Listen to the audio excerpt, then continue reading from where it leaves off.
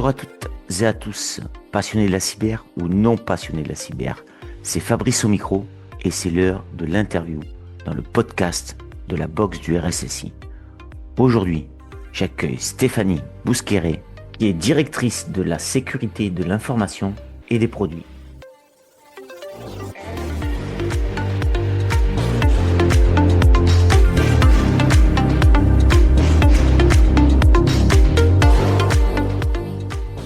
Bonjour Stéphanie, très heureux de t'accueillir dans cette nouvelle interview du podcast de la box du RSSI. Alors la 30e, ça c'est juste exceptionnel, on ne pensait pas faire 30 épisodes dès la première saison, mais on va le dépasser.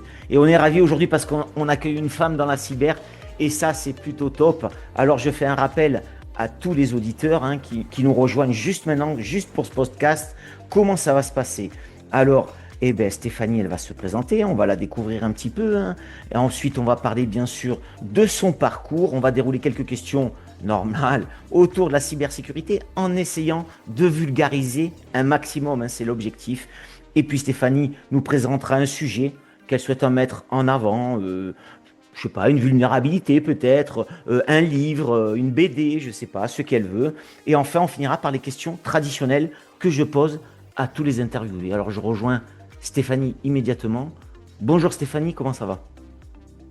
Ça va très bien. Bonjour à toute la communauté de la box du RSSI. Je suis ravie d'être invitée aujourd'hui dans ce podcast, qui plus est pour la 30e, compte rond. Je suis très honorée.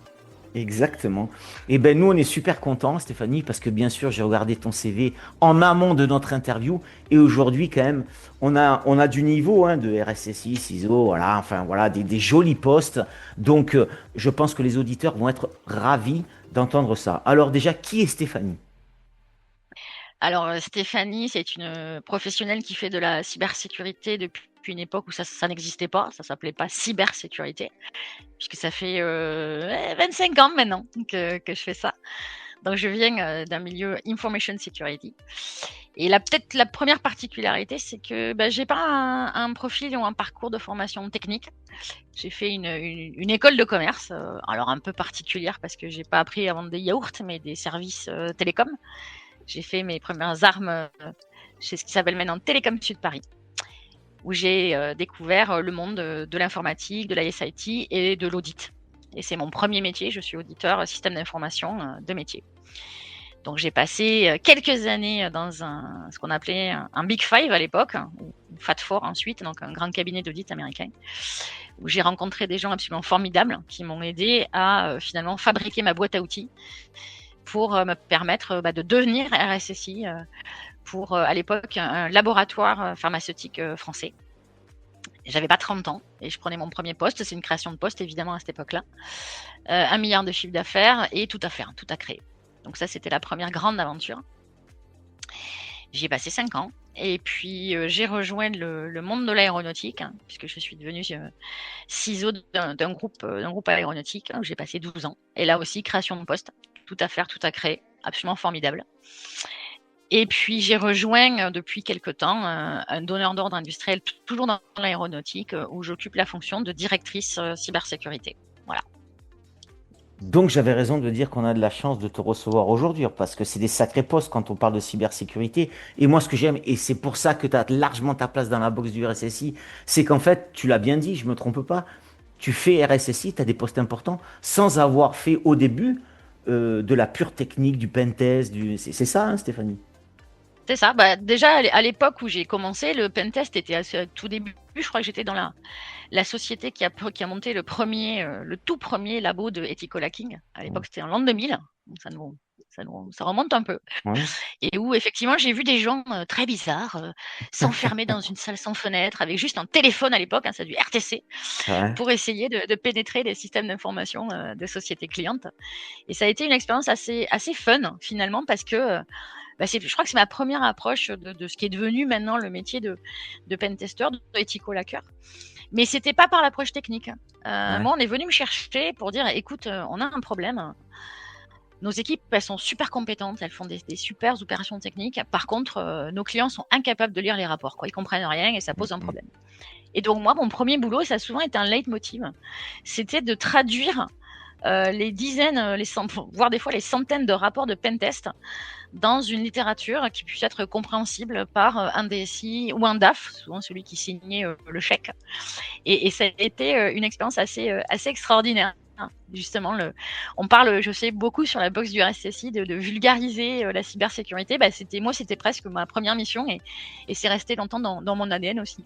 Je dis souvent, et ça vous donne un peu une idée de mon âge, moi je travaille comme un modem. Alors pour les jeunes, vous irez chercher sur Wikipédia ce que c'est qu'un modem, mais je traduis. Ce Ils que dit pourront un chercher régulateur. Minitel aussi, ils Ouais. pourront chercher. C'est traduire ce que dit le régulateur dans des centaines de pages de normes en opérations concrètes pour des personnels techniques. C'est justement traduire des résultats de pentest pour un directeur métier. Et c'est ça que je trouve formidable et c'est ça que j'aime. Je le dis souvent lorsqu'on me pose cette question-là. Ce qui fait, pour moi, l'intérêt de notre métier, de notre secteur, parce que la cybersécurité, c'est tout un secteur, c'est plein de métiers, c'est que sa matière première, c'est l'être humain. Et c'est ça qui fait que c'est un terrain de jeu sans fin, un terrain passionnant. Parfois compliqué, où il faut pas mal de patience, de résilience et d'enthousiasme. Mais c'est ça qui fait la beauté de ce qu'on fait. Merci d'avoir dit vulgarisation et humain. C'est dans la box du RSSI, on se bat pour ça. On met des outils en place. Il y en a plein sur le marché cyber, mais un outil sans humain, ça marche pas. Et sans vulgarisation pour expliquer à ceux qui achètent, ça marche pas non plus. Alors, tu as déjà parlé de la vulgarisation, et tant mieux. Et justement, allons un peu plus loin. Qu'est-ce que tu en penses justement de la création de cette box du RSSI sur la vulgarisation de la cyber? Il en faut encore? Il y en a assez? Il y en a peu? Il faut continuer. Quelle est ta vision, toi, sur ça? Alors, je dirais que j'ai une vision assez mitigée, pour être honnête. Oui, J'explique. Oui, il faut vulgariser. Et la box du RSSI, le podcast, le format de podcast est intéressant. Il est très dans la réalité de notre façon de consommer de l'information aujourd'hui. Mais quand on appelle un podcast la box du RSSI, on cible déjà le public. C'est des oui. gens qui s'intéressent à la SSI, à la cybersécurité, Mm. qui savent ce que c'est qu'un SSI. Donc, ça va toucher un public qui est déjà accroché, déjà fournisseur. Donc, peut-être des jeunes qui se Oui, projettent sur des métiers de la cyber, des gens qui sont en reconversion. oui. Mais pour moi, pour l'instant encore un échec, c'est la prise de conscience, notamment par la vulgarisation, qui est un Mm, moyen, des enjeux et des impacts de la cybersécurité vers le grand public, vers les dirigeants d'entreprise, vers les collectivités. Et ça, malheureusement, quand tu intitules un podcast la box du RSSI, il y a quand même très peu de chances qu'un dirigeant d'entreprise aille le chercher spontanément et écoute ces contenus-là. Et c'est un peu toute la schizophrénie finalement de tous nos médias cybersécurité. Il y en a eu beaucoup qui sont nés récemment, des podcasts, des émissions de télé, des chaînes YouTube. Mais on ne va pas chercher les gens qu'on a besoin d'embarquer avec nous là où ils sont. On attend qu'ils viennent à nous. Et plus on mettra des étiquettes cybersécurité, RSSI, moins on a de chances de les attraper sur leur terrain, dans leur quotidien. Et c'est peut-être ça qu'il faut essayer de réfléchir, peut-être de pivoter aussi, pourquoi pas, encore une fois, si on cherche cette cible-là. Ok, bon ben là on prend une flèche en plein cœur quand on est créateur de la boxe du RSSI. Mais alors, eh ben continuons. Moi je trouve très pertinent ce que tu dis. Franchement, c'est tellement du bon sens. Et en cybersécurité, il en faut. Moi j'essaie de l'appliquer. Donc on va réfléchir à pourquoi pas changer le nom. Et donc allons plus loin. Bouchons le bouchon un peu plus loin. Comment tu l'appellerais alors cette boxe, toi? Bah, je sais pas, parce que si j'avais déjà Ah, toute une idée et tout un plan, je l'aurais fait moi-même. ah bon, tu veux pas nous aider quoi. Alors c'est ça. Merci Stéphanie. Non, mais c'est peut-être plutôt, c'est pas de pivoter, mais c'est peut-être d'aller chercher des partenariats.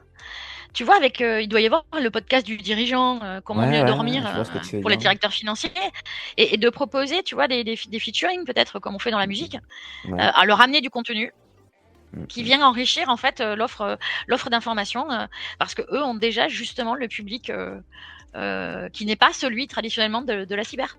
Pourquoi pas? Très bien, c'est une C'est bonne toujours quand on idée. joue collectif qu'on avance. Exactement. Et tu prêches un convaincu et des convaincus. Ben, je te remercie pour cette remarque et on pourra arrêter là. Moi, ça me suffit pour l'interview, puisqu'en fait, Bon, ben merci. Allez, salut. Non, bon, allez, continuons, profitons de ta richesse et de ta culture cyber et de tes réponses pertinentes. Alors justement, venons-en au fait, hein, le RSSI, donc responsable sécurité des systèmes d'information. Est-ce que tu peux nous le décrire un peu, les hard skills, les soft skills, comment il faut être? Bon, il n'y a pas de choses parfaites, hein, bien sûr, mais toi, ta vision, Stéphanie, c'est ça on veut savoir. Alors, je vais peut-être te décevoir, mais Non, mais non. je le répète souvent, notamment aux gens que j'accompagne en reconversion ou en parcours professionnel vers des fonctions de RSSI. Il y a autant de RSSI qu'il y a de gens qui tiennent le poste et il y a autant de postes qu'il y a d'entreprises qui les offrent. Je connais beaucoup de RSSI maintenant avec le temps que j'ai et je ne crois pas que je puisse trouver une seule personne qui envisage le poste comme moi, qui le pratique comme moi ou qui les construit comme moi. C'est encore une fois éminemment une adaptation en fonction de l'environnement, le secteur, la maturité, évidemment, de l'entreprise. Hein. C'est aussi tout le débat entre RSSI et CISO. Je ne vais pas réouvrir l'arène de combat, mais moi, je fais partie des gens qui considèrent que RSSI, c'est pas un CISO et un CISO n'est pas un RSSI. C'est pas juste une traduction franco-anglais. Ça n'a pas grand-chose à voir. Puisque le CISO, moi j'ai dernièrement occupé des postes et j'occupe toujours un poste qui ressemble à celui de CISO, c'est Chief Information Security Officer. On est au-delà de la fonction système d'information. On est un cran plus haut. Et juste ça te permet de voir l'étendue potentielle de ce que peut être une fonction de RSSI. Je connais des RSSI qui travaillent dans des milieux industriels qui sont des RSSI industriels. Je connais des gens qui sont en banque ou en unité de luxe et on n'a pas du tout la même pratique. On a la même ambition, on a les mêmes enjeux, on a souvent la même foi finalement, mais il n'y a pas de profil type, il n'y a pas de. Alors vous allez avoir évidemment les gens qui vous disent on peut pas être RSSI si on n'a pas un solide socle hard skill sur le réseau, la crypto, etc. Bon, moi je connais des RSSI extrêmement efficaces et tout à fait pertinents qui ont un background en psycho Oh, ou en bah oui. biologie. Parce que de toute façon, les hard skills, c'est quelque chose qui évolue tout le temps, qu'il faut maintenir. Donc on peut pas dire bon si tu sais faire ça et ça à tel niveau c'est bon, c'est comme les certifications. Ça prouve qu'à un moment donné tu as su répondre à des questions sur quelque chose, mais ça dit pas que tu vas savoir l'appliquer à l'entreprise et le mettre dans un contexte. Comment Et tu c'est le définis principalement alors ça le le. RSSI? Comment tu le définis? Chef d'orchestre, pilote de l'avion? C'est Ah tiens, ouais, t'es dans je l'aéronautique, suis. pilote de l'avion. Alors c'est un pilote de l'avion si on considère que l'entreprise c'est l'airline. Ok. Et qu'il va falloir faire autre chose que juste piloter l'avion. Il va falloir s'assurer de faire tous les checks au sol, d'avoir un bon niveau sur la partie révision technique de l'avion, être capable de discuter avec le transport aérien et la navigation aérienne, avec la tour de contrôle, être capable de tenir un équipage. Donc ouais, ça peut avoir cette multiplicité-là finalement si on prend le rôle de RSSI le plus transverse possible. Ouais. Ok, et alors dans tes grosses entreprises là, comment tu fais? Ça c'est intéressant parce que tu sais, on parle souvent de sensibilisation cyber. Le nerf de la guerre, c'est quand même le collaborateur, le client, celui qui est proche du PC, de la station ou du matériel industriel, etc. C'est quand même par là que ça peut rentrer la menace, hein, souvent, hein, 80% dit que c'est ça. Quelle est ton approche sur la sensibilisation, toi? D'une manière, alors, je suis pas tout à fait d'accord avec ton assertion de base, mais je vais quand même le traiter, tu verras. L'utilisateur, Je c'est remarque que t'es très. pas, tu viens, mais t'es pas d'accord avec toutes mes questions, mais c'est pas grave. J'ai pas dit que j'étais un client facile. Tu m'as dit qu'il fallait être honnête, je le suis, et je sais Ouais, pas mais faire t'as autrement. raison, moi aussi, je le suis, on est en phase complète, t'inquiète. Oh, dans les temps anciens, les RSSI, un peu, tu sais, celui qui dit non, disait de toute façon, c'est la première zone d'erreur, c'est le maillon faible. Moi, j'ai toujours lutté contre cette idée-là, et pour moi, un utilisateur qui est bien encadré, bien préparé, bien formé, bien accompagné, c'est la première ligne de défense. Et ça, c'est quelque chose moi, que j'ai toujours défendu, qu'on voit maintenant beaucoup. Dieu merci parce que les mentalités ont changé et qu'on a compris que le levier de sensibilisation était un formidable atout pour construire une stratégie de défense avec toutes les sentinelles au plus près, comme tu le dis, de l'information et notamment de la menace assez classique qui arrive par les emails, par exemple. Mais pour moi, la sensibilisation, elle est tout aussi importante à faire vers les dirigeants d'entreprise. Pourquoi ? Parce que c'est eux qui portent la stratégie, c'est eux qui défendent les intérêts économiques de la société et donc aussi la pérennité des emplois qui vont avec. Et que tant que ces personnels-là, on n'a pas réussi à leur faire comprendre que les enjeux de cybersécurité, ce sont des enjeux stratégiques pour l'entreprise parce que c'est une façon de se défendre contre un risque systémique, immédiat, qui peut être absolument transverse à l'ensemble de l'activité. Tant qu'on n'a pas réussi à faire ça, on n'aura pas réussi finalement à tenir les deux leviers de protection de l'entreprise, c'est-à-dire une stratégie établie, une gouvernance forte qui, en général, permet d'avoir les moyens appropriés, et de l'autre côté, une première ligne de défense au plus près du terrain qui est consciente, qui est motivée et qui a les bonnes armes et les bons outils pour jouer le rôle qu'elle a à jouer. Tout ne dépend pas du end-user, évidemment. C'est à nos outils d'abord de les protéger, mais il reste la dernière barrière ou la première ligne de défense. Et on ne peut pas dire « Oh là là, l'utilisateur, qu'est-ce qu'il n'est pas doué, c'est toujours par lui qu'arrivent les problèmes », si on ne l'a pas mis dans les bonnes conditions pour assurer ce rôle de défenseur de sentinelle.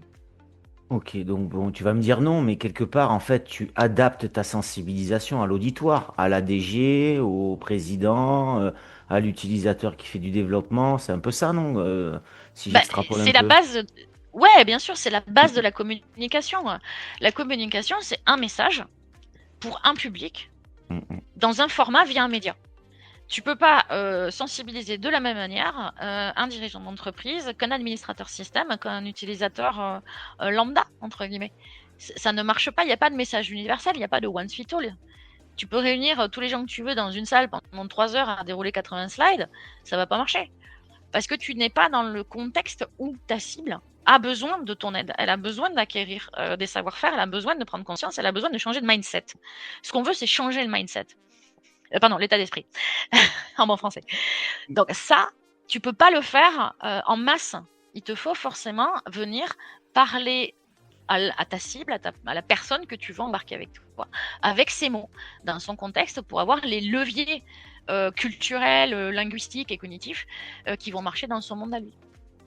Tu fais bien de le rappeler ça, parce qu'en fait, tout à l'heure, tu as dit, bon, c'est vrai, c'est pas faux, la box du RSSI, le nom était pas trop percutant, et tu penses qu'il y a que des RSSI qui viennent dans ce podcast, mais tu fais bien de dire tout ça, parce qu'il y a aussi des gens de l'IT qui viennent écouter, et qui ont multiples casquettes, et qui font un peu de cyber, et qui font justement de la sensibilisation généraliste, tu vois, tout le monde pareil. Et donc, ces gens-là qui écoutent le podcast, c'est bien, ils entendent ça, et peut-être qu'ils adapteront leur sensibilisation. C'est ça aussi le podcast qui permet. Donc, aujourd'hui, Stéphanie, quel thème, quel sujet, quel conseil, une lecture peut-être ou une idée, tiens, je sens que tu vas nous donner une idée. Quel moment ou quelle mesure ou quelle vulnérabilité? Un truc cyber, allez Stéphanie, qu'est-ce que tu as envie de nous partager à tous les auditeurs? J'en ai plein et Non, j'avoue, mais j'ai pas il bien m'en fait veut ça. qu'une, Stéphanie, il m'en veut qu'une. Alors ça va peut-être vous étonner. Non, non, je pense que vu le début de l'interview, on ne va pas Ah, être étonné, Stéphanie. je sais pas. Ça va peut-être vous étonner, mais moi, j'invite tous ceux qui l'auraient pas déjà fait. Alors, Joker, 2 choses. Allez, Je vous invite à relire un grand classique qui s'appelle 1984. ok. Tu peux Ah nous dire ouais. un peu plus pour les Ah, c'est un peu 1984? difficile. Tu connais toi 1984, tu Oui, l'as mais lu? est-ce que tu peux le rappeler quand même pour les auditeurs, C'est juste le thème, quoi. ah, je veux pas spoiler, mais ouais, c'est effectivement c'est l'utilisation des technos et pas que des technos hein, dans un monde futuriste, hein, c'est une dystopie, qui permet ou pas d'aliéner des populations. Peut-être pour ceux qui sont un peu âgés comme moi, il y a une pub Apple qui avait Macintosh, oui Apple donc effectivement, qui avait fait Ouais.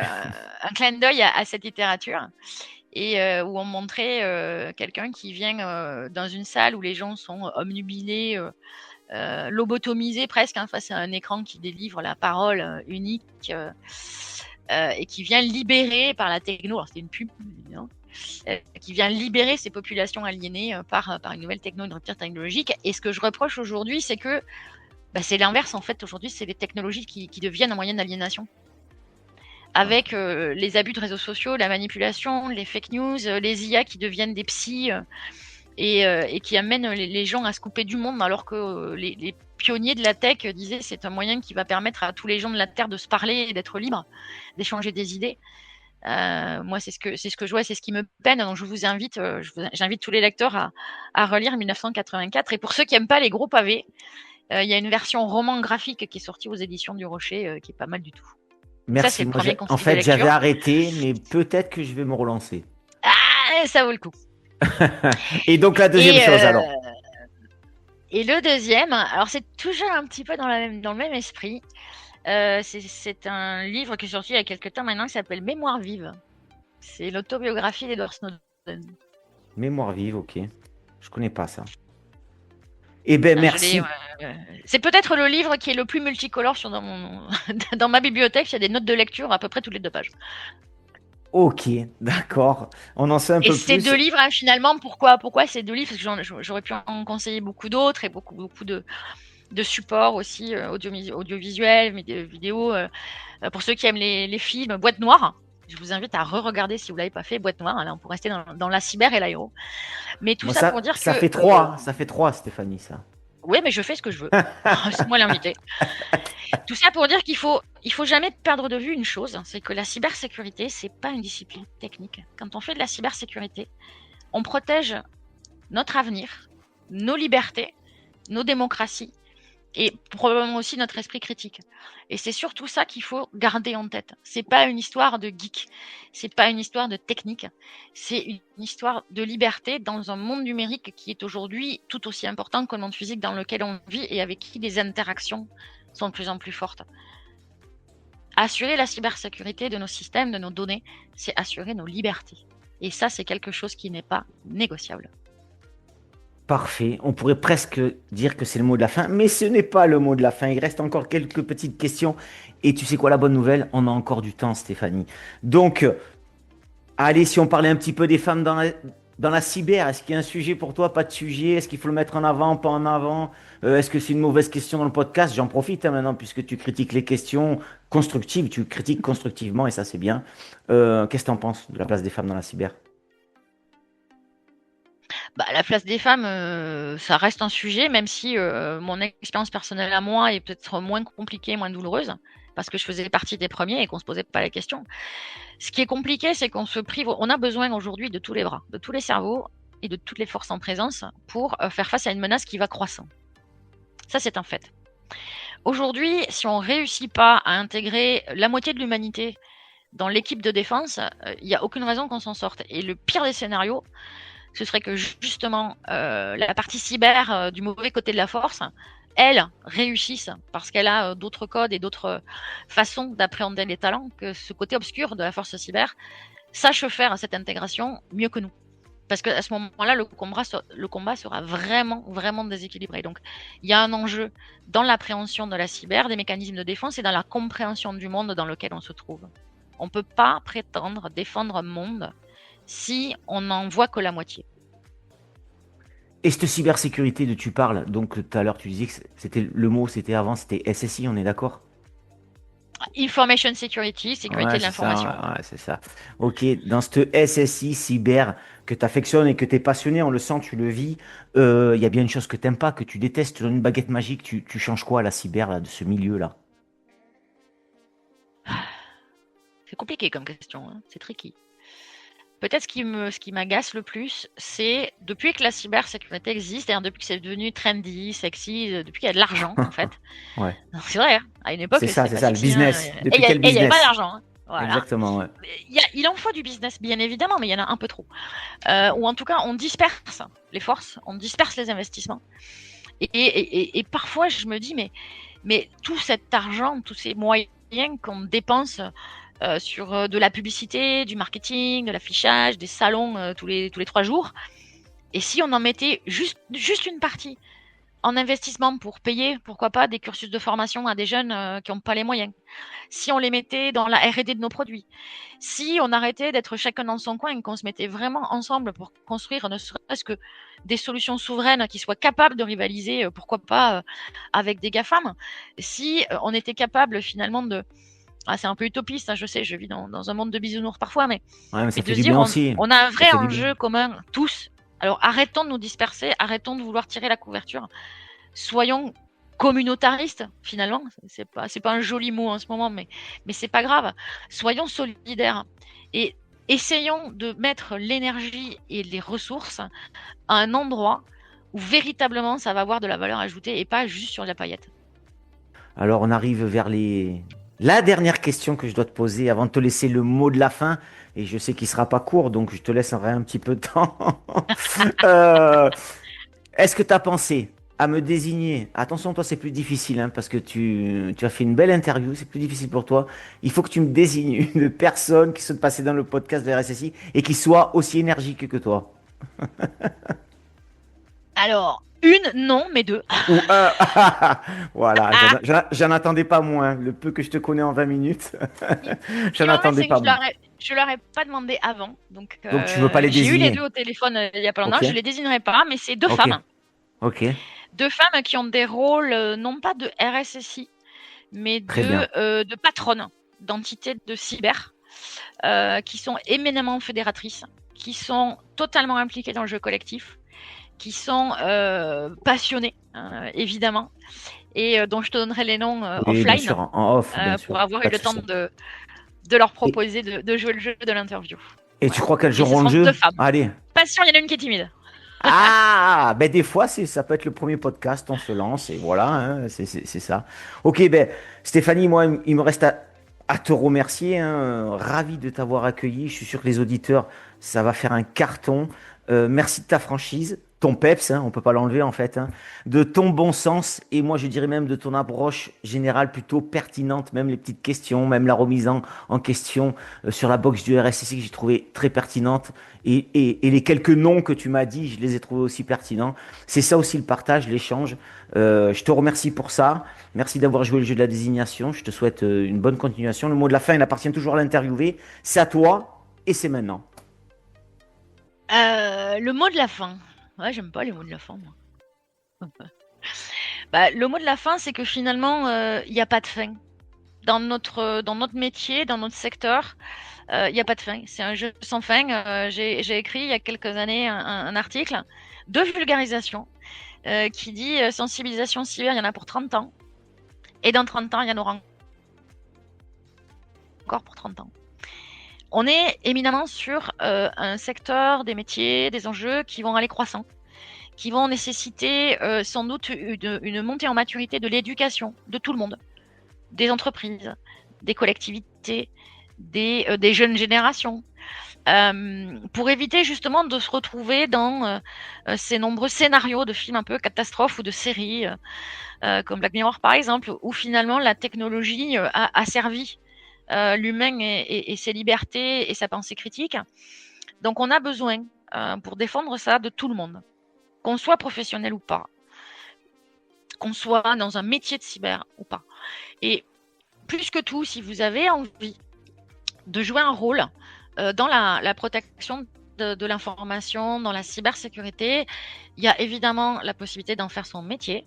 Et il y a aussi plein d'autres possibilités dans des associations. Je pense notamment à l'Umérique qui travaille sur la sensibilisation auprès des jeunes générations. Vous avez la possibilité, pour ceux qui le peuvent aussi, de rejoindre des réserves gendarmerie police pour œuvrer au sens du bien commun. Mais il y a aussi probablement juste le fait de ne pas consommer des services numériques sans réfléchir. Je le dis souvent en rigolant, moi je fais partie des rares personnes qui lisent toutes les CGU et toutes les CGV avant de cliquer OK. Ce qui fait que du coup, j'utilise assez peu de services en ligne. Mais c'est ne pas juste être un mouton et ne pas céder à la facilité. Posez-vous la question, si c'est gratuit, pourquoi est-ce que c'est gratuit? Est-ce que je ne suis pas en train finalement de me livrer pieds et poings liés à des opérateurs qui vont utiliser mes données, me profiler, utiliser mes connexions pour pouvoir finalement faire de moi un objet. On n'est pas des objets, il faut qu'on reste des êtres humains en pleine possession de nos droits, de nos libertés, encore une fois. Je sais que je l'ai dit beaucoup ce mot-là, mais pour moi c'est important. Et le combat, il n'est pas perdu d'avance. Ça paraît un peu dingue quand on voit tout ce que nous promettent aujourd'hui les géants avec l'IA, le machine learning, etc. Moi, ce qui me fait peur et ce contre quoi je lutte, c'est que on se dise le combat est perdu d'avance, c'est foutu. C'est pas vrai. C'est pas perdu. Mais il faut qu'on se mobilise, il faut qu'on soit conscient. Et la cybersécurité, c'est pas un enjeu technique. C'est un enjeu de société, c'est un enjeu commun, du bien commun, et sur lequel moi j'appelle tous et toutes à venir amener leurs idées, leur force de travail, leur enthousiasme, pour qu'on puisse tous ensemble construire un monde numérique de demain dans lequel on pourra tous vivre en confiance et ensemble.